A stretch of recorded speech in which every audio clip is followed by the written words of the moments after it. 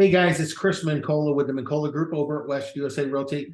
Just wanted to do a quick market update for you. I thought these numbers were interesting in what's going on in the market right now. And again, this is kind of across the board countrywide, but rates overall have dropped, and some of the effects of rates doubling have kind of worn off as far as the shock goes. And we're just kind of getting into the season of people making their home purchases.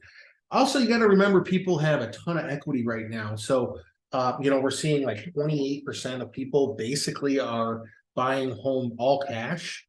And a lot of first time home buyers are getting off the fence and making their move because they're seeing that the worries about the crash in the housing market just weren't a thing, and they're not going to be a thing as rates continue to drop, and they will.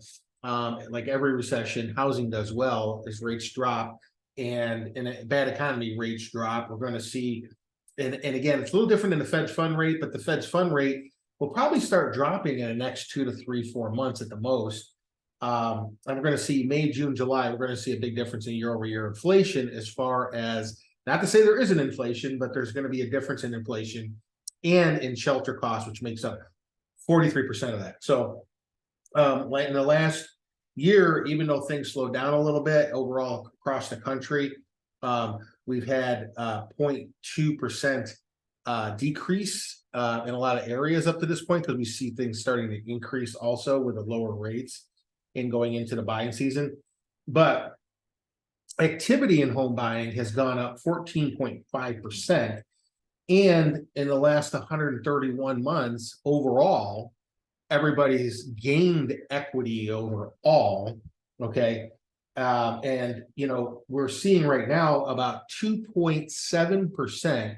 I'm sorry, 2.7 offers on every listing right now, if it's priced accordingly, of course. Okay. So, as rates decrease, prices will automatically go up. And there's also already a shortage of homes overall across the country and in the greater Phoenix area. So, guys, what this means is you have a great opportunity right now to buy and then increase your equity, buy while the prices are still low, and then later on you can always refinance. Okay. And you're automatically going to skip about 2 months worth of payments, because if you close on a house in March, your first payment isn't going to be due till May. If you close on a house next month in April, your first payment isn't going to be due until June 1st. So as more people get into, we get into the busy season and people are seeing lower rates and, these concessions that they can get, these buy down programs, and they're seeing that, oh boy, I better get in now because prices are starting to go back up. Then you're getting into it when everybody else is buying now. You kind of skip all that. It's kind of skip a lot of the competition that we're going to see coming up here in the end of the second quarter into the third quarter and towards the end of the year.